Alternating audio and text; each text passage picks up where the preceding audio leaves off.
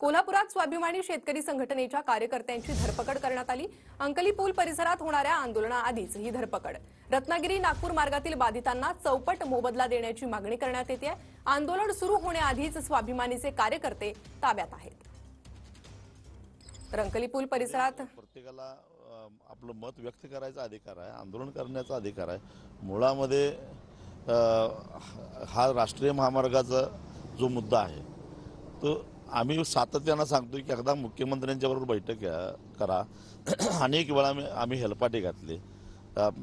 एकूण 850 किलोमीटर अंतरापैकी जवळपास 825 किलोमीटर अंतरावर जे काय आहे त्यांना शेतकऱ्यांना योग्य मोबदला दिला आहे आणि मधला 30-32 किलोमीटर मध्ये जे काय शेतकरी आहेत त्यांना मोबदल्यामध्ये अन्याय झालेला आहे।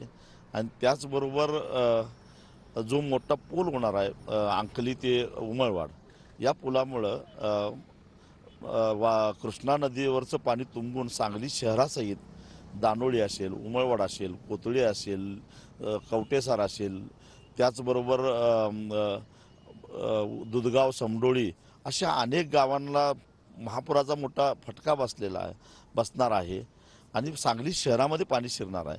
आणि त्या संदर्भात आमचं म्हणणं असं आहे की हा जो पूल होणार आहे ते पुलाची एकूण रचना कशी आहे, त्याच्यामध्ये भराव किती असणार आहे आणि पाणी